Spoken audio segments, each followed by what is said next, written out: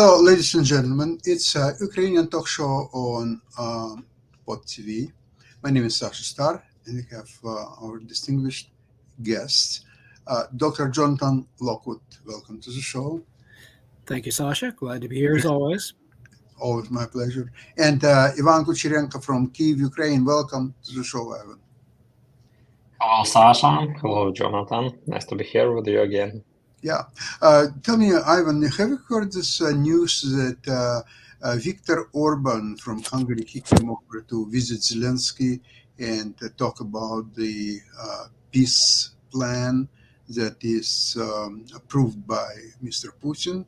Or is it right interpretation of what's happening? But it's not some kind of peace plan. Of course, he put that point in his agenda, and he said that Ukraine should make a ceasefire with Russia, and after that go to negotiations and blah blah blah. But it was just one of the several points of the agenda, and I've heard opinion that the main reason why Viktor Orban came to Kyiv and met with President Zelensky is that he was pushed to stop those that kind of public struggling and siding with Russian interests and to make so-called peace with Ukraine and start supporting Ukraine in his communications. And one of the reasons why Viktor Orban actually behaved like that, and all the narratives he was broadcasting was that he considered there are some kinds of problems with the Hungarian communities in Ukraine, because on the western part of Ukraine, some people living here, they're ethnic Hungarians, and he claimed that Ukraine is limiting their freedom and all other stuff, and not considering interests of Hungarian community. It was actually a bullshit, because in Ukraine they have all possible and all required rights and possibilities, and a lot of Hungarians are actually fighting, ethnic Hungarians are actually fighting on the Eastern Front with Russia. For instance, Magyar, he is one of the most famous Ukrainian commanders of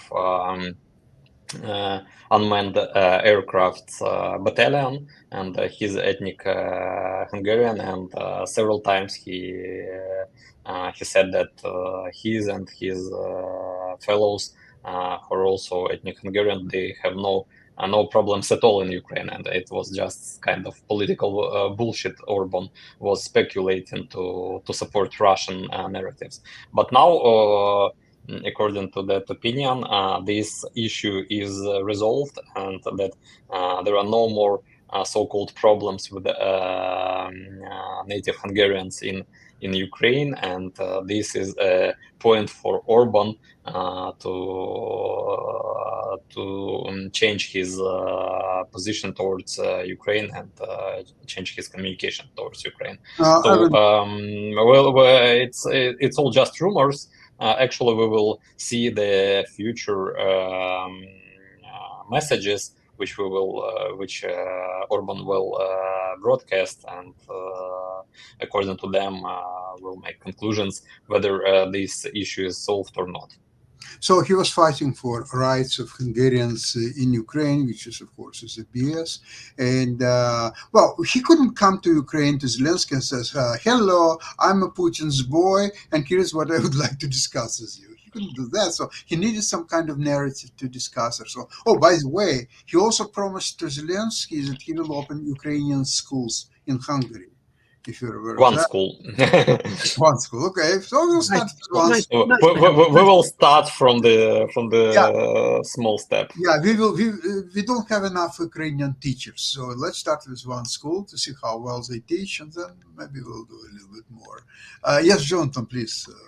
Well, Yes, it's interesting to note on a separate article. I noted that apparently, according to this analyst, Russia's strategy seems to be to continue grinding forward with settling for very small tactical gains in can only be described as a continuation of a war of attrition strategy, and basically that. Uh, Russia's aim is simply to wear Ukraine down until it can no longer sustain any kind of organized defensive action. Of course, it's given the fact that the Russian losses, according to Ukrainian figures, have been around 6 to 1 to 7 to 1. Those over Ukraine, it's an open question as to how long Russia can really sustain those kinds of one-sided losses. And I still maintain that the window is open for a decisive Ukrainian counterstroke that nobody is really talking about. They're not really, they don't really think it's possible that Ukraine could execute an operational counterstroke that would result in the isolation and subsequent loss of Crimea back to Ukrainian control. I submit that it is possible, given that the Ukrainians are acquiring various types of Western weapons, including the F-16s, and at a certain point, the Ukrainian military will be able to make a judgment as to when and where and how to inflict that decisive counterstroke. My assessment is that it will take place by the end of the summer, certainly by September, which would coincide, interestingly enough, with assuming that it happens, it would coincide with the second presidential debate in the U.S.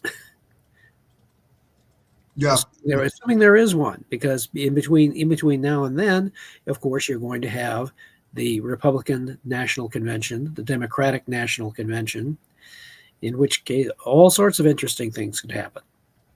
actually, there are voices in U.S. that the recent ruling about immunity for the president is something that may not benefit Trump only. It could benefit Biden in certain circumstances. So if the Biden would and his people will go for absolutely incredible measures, such as, for example, arrest Supreme Court or arrest Trump and the top Republicans, or both, Supreme Court and those. Now, it may not be subject to complete immunity, but it will take 10 years to figure out what's happening.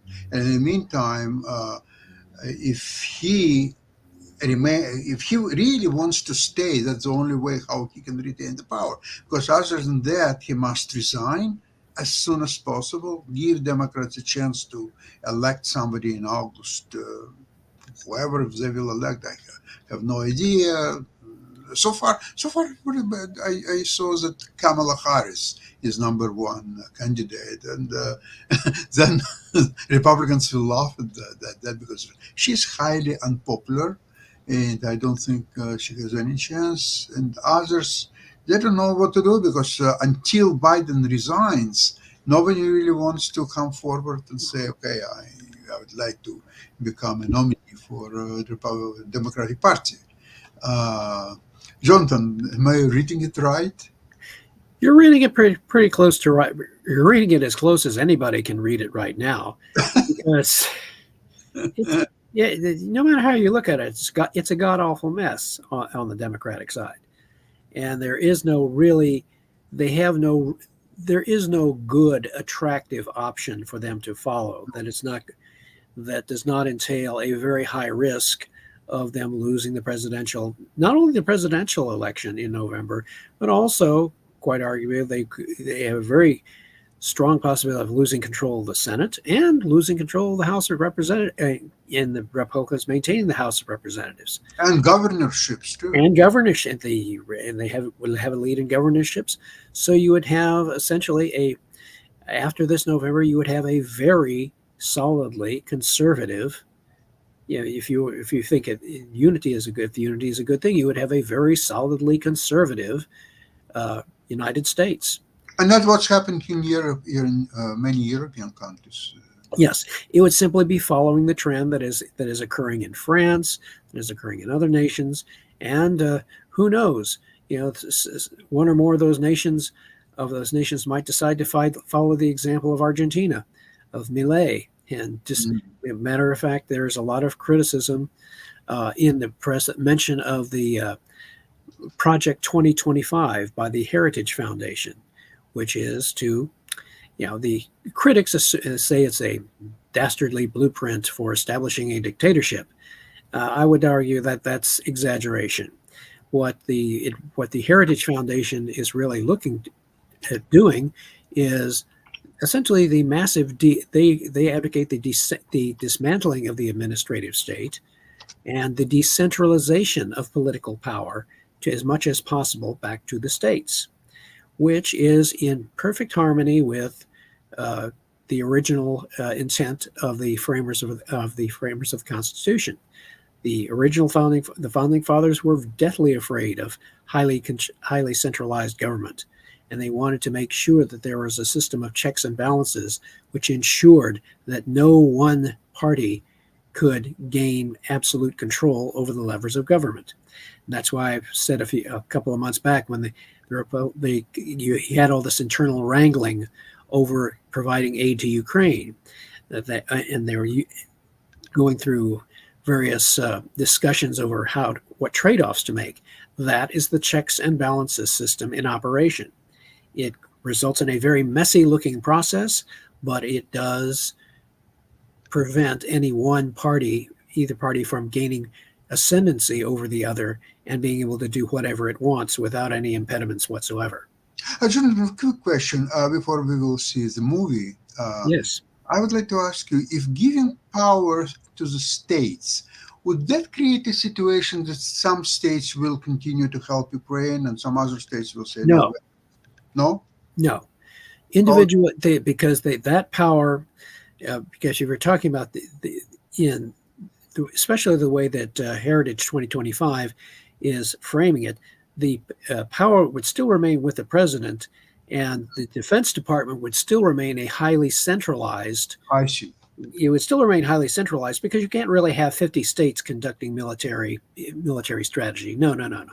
Well, some states could. Some states could provide. They could provide, but not a unified military policy.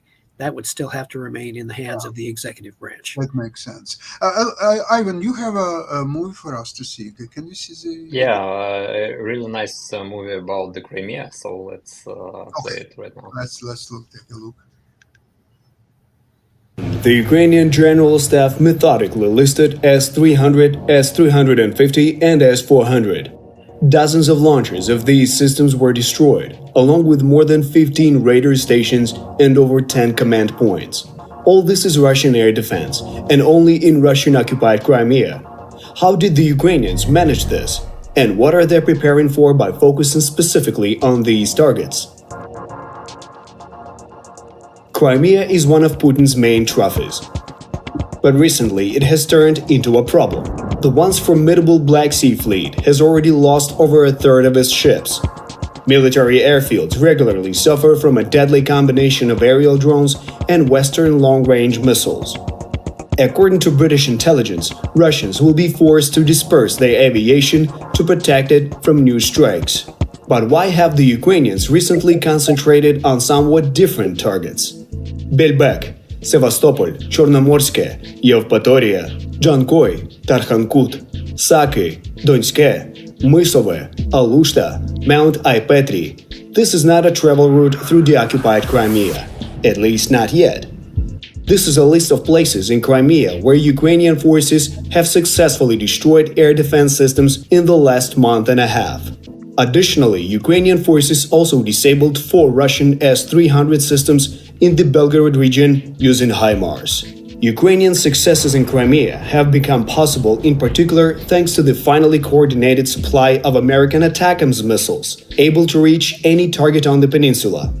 Combined with drones and other missiles, they systematically pierce the Russian defenses, striking the very air defense systems designed to intercept these missiles. Why do Ukrainians need clean skies over Crimea so much? Well, you have probably heard this name more than once – the F-16. The Institute for the Study of War explained that Ukrainian forces are purposely weakening Russia's air defense capabilities ahead of receiving these fighters. Belgium, Denmark, the Netherlands, and Norway have pledged to provide Ukraine with around 80 F-16s. The commander of the Dutch Air Force, General Arnoud Stallman, stated that they would go on their first combat missions this summer. The country's defense minister, Kaisa Ollongren, added that Ukraine will be allowed to use its F-16 fighters for attacks on targets on Russian territory. So what does this mean? Ukrainians are systematically destroying enemy aviation and particularly enemy air defenses wherever they can reach, primarily in Crimea. Soon Ukraine will receive its first F-16s along with trained pilots and technical personnel. And then Russian Sus and MiGs will face American fighters in the air. The very ones that can do much more than the outdated Soviet aircraft Ukraine has desperately tried to protect its skies with. Russians understand this plan too. They are pulling new air defense systems into Crimea. Additionally, according to British intelligence, Russian long-range aviation has already shifted the focus of its cruise missile strikes to Ukrainian air bases, all to protect the peninsula and other territories from future F-16 attacks. So far, they're doing poorly. The war in Ukraine is entering a new phase, which could be decisive for occupied Crimea and for the entire course of the war.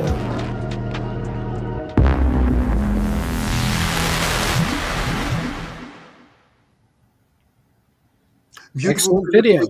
Yeah. And Jonathan, it confirms your vision of striking at Crimea during the summer.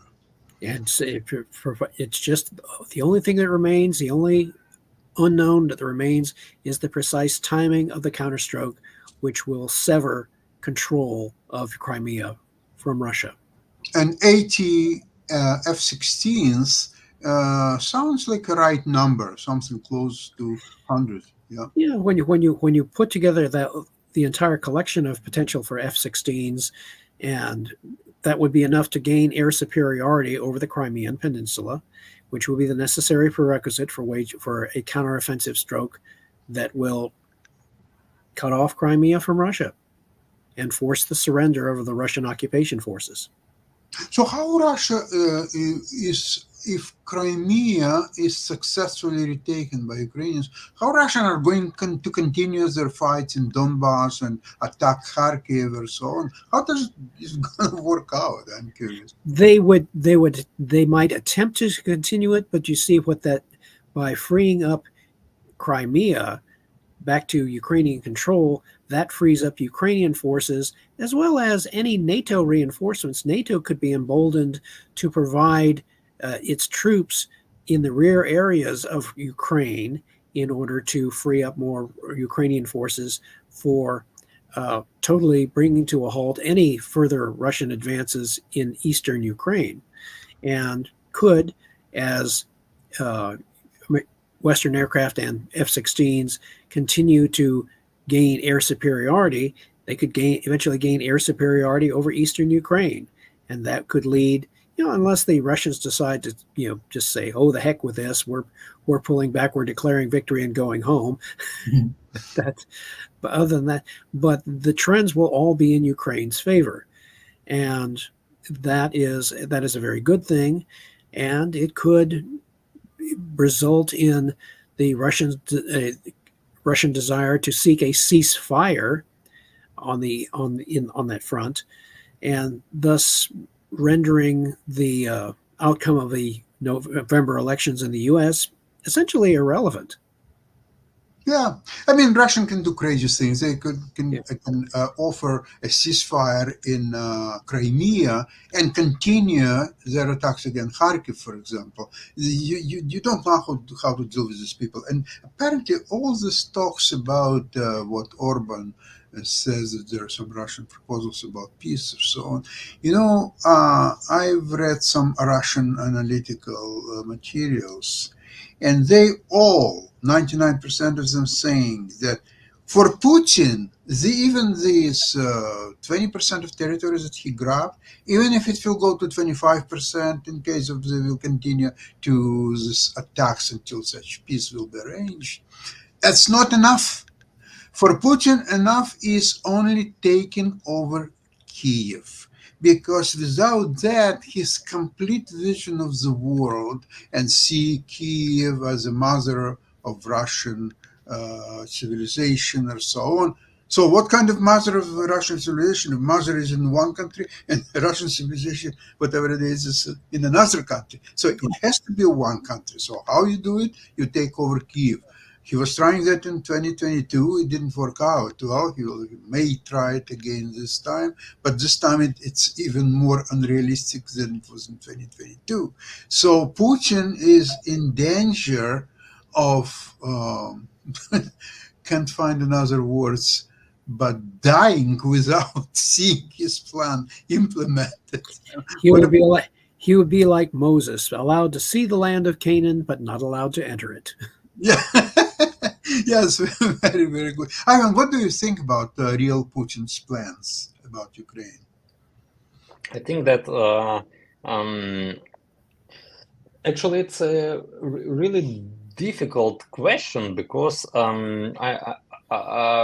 have to know what Putin are we talking about. I think there are two stages of Putin. One stage of Putin is Putin living in his own kind of reality when he probably have some kind of disrupted information, which he doesn't read news in social media. He doesn't watch videos on YouTube. He read news on those kind of papers which his assistants delivers to him, and he or probably sometimes he can watch a Russian TV in which Russian propaganda says that they already destroyed all Ukrainian aviation, all Ukrainian air defense, and they will take Kyiv in 3 days.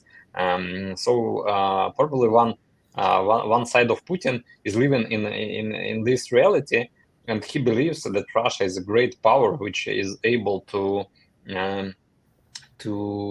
conquer Ukraine in within some period of times, and he believed that they are fighting not with Ukraine, but they are fighting with NATO, and this is not Ukrainians but NATO troops in Ukraine, which they are fighting for, and all the bullshit, such kind of bullshit. From other side, if even there is some kind of Putin which knows the real information and which has some kind of critical thinking about what happens, then the goal of that Putin is to stay in power as long as possible, because losing war in Ukraine means losing power in Russia, because like it was in the beginning of the 20th century in 190 years, when the defeat in the First World War made Russian army come back to Russia, and that kind of revolution appeared because people were really unpleasant with the economic situation of country, which was destroyed by the long war with the heavy losses. When a lot of soldiers returned from the battlefield with such kind of questions to their Tsar, we know what is ended for. Tsar was killed. Bolsheviks came to power, and Soviet Union appeared. And the same situation may be in the situation when Russian troops will be defeated in Ukraine, and they will come back to Russia, and they will start asking questions about the real casualties in Ukraine, about the state of Russian economy, about their heavy losses, about their I just wanted to say about their limited rights, but Russians never considered about their limited rights, civil rights. They always were some kind of slaves in their country. But Oh, anyway, I hope that they will ask a lot of questions. And if we are talking about first Putin, then probably he's still persuaded that he will be able to defeat Ukraine, and this is just a matter of time. And if we're talking about the second one, then his only plan is to stay in power as long as possible, and maybe some kind of miracle will appear that the Western countries will be tired of helping Ukraine, that the Trump will win the presidential elections in the United States and will cut off the military help to Ukraine and all that kind of stuff. Thank you very much, Evan, that you reminded us about the First World War and the demise of Russian Empire as a result of it. It's one of the results. Recently, believe it or not, I watched for whatever time again a movie by the name Tihий Don, The Quiet Dawn by Sholokhov. The movie is brilliant, absolutely, because as they showed in the movie, actually what's happened is it's a Don, it's a Russia, and so on. But the Cossacks who lived there, they spoke almost Ukrainian. There are so many Ukrainian words in their everyday talk, like people talking to each other, and so on. There is a lot of Ukrainian words, and I was wondering, why did they do it? Because it's right, like a real part of real Russia, and yet people used a lot of Ukrainian language there, Ukrainian words and idioms, and the movie is great, which shows very realistically. I mean, there were a lot of talk that it was not really Sholokhov, that there were some other writers who wrote it, and so on. That Sholokhov is not such a brilliant writer. Okay, it's not hard to say, and I'm not trying to keep one theory or another. What you say is the product, that movie particularly, because I never read the book, I must admit, but the movie was really brilliant, and I was surprised that in Soviet Union that movie was even allowed to be shown, because they showed live in Tsarist Russia before the Bolsheviks. It was fantastic, good live. People were happy. People were dancing. There was one scene in a movie. There is a wedding, and they're so happy and they're dancing, and the life is really coming through there. And then they showed the war. The people are coming from war, and they have maimed, and then the Bolsheviks revolution, the life going under the drain. There is no food. There is absolutely nothing. So this is just shown, and this is shown by movie was made in the Soviet Union during the, I remember, Khrushchev or Brezhnev's time. And how dare they were to show. This is probably one of the most anti-Soviet movies that you could ever seen.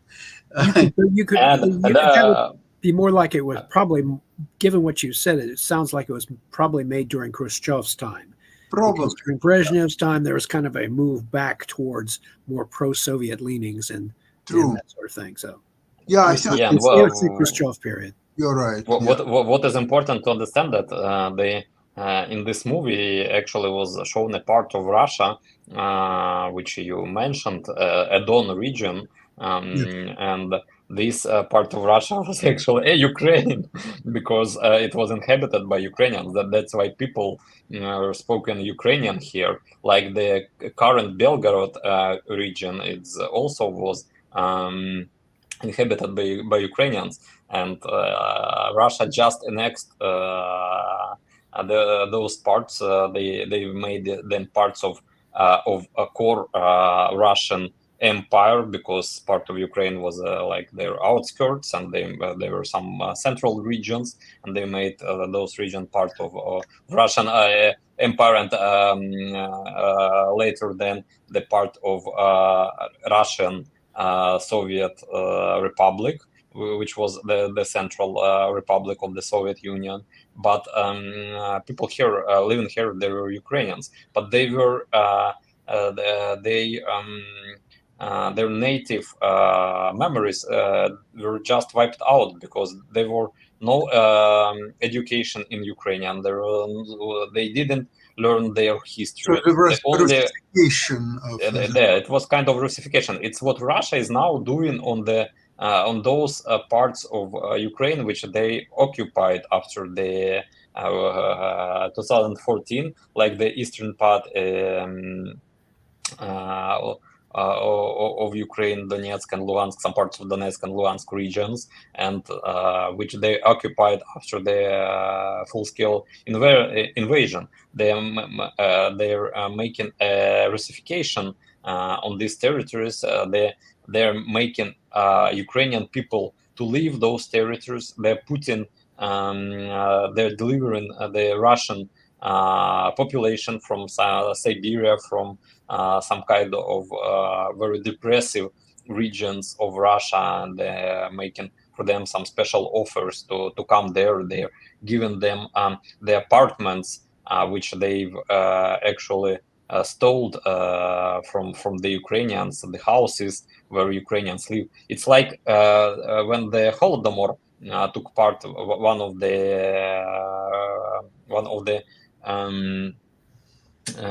acts of genocide of Russia and Ukraine in 1913s.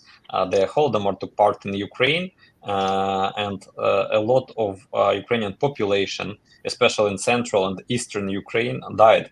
And people from and then those population from Russia, from the eastern parts of Russia, from Siberia, they moved to those territories, and people just arrived there. They entered the empty houses where Ukrainians who died after the Holodomor lived, and they just settled in these houses.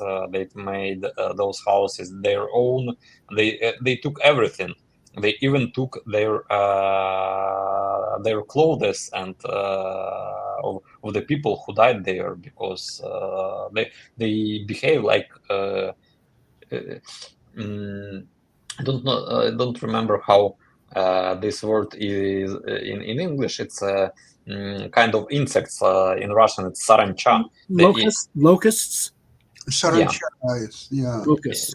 Yeah, which comes and just eat everything, every plant. Those would be locusts. Everything, and they breed very quickly. That's what Russians are now trying to implement to change their demographic situation. They're making their population to have more and more children, to have more and more soldiers in future wars with all the world. Well, they're going to have to do an awful lot of breeding to overcome that. Yeah, there's a lot of work ahead of Ukraine is to liberate its territory and rebuild the country. Some people believe that rebuild the country has to start as soon as possible, not even waiting until ceasefire or so on, but immediately start to... and encouraging Ukrainians who fled the country to move back into the country and basically restore the population.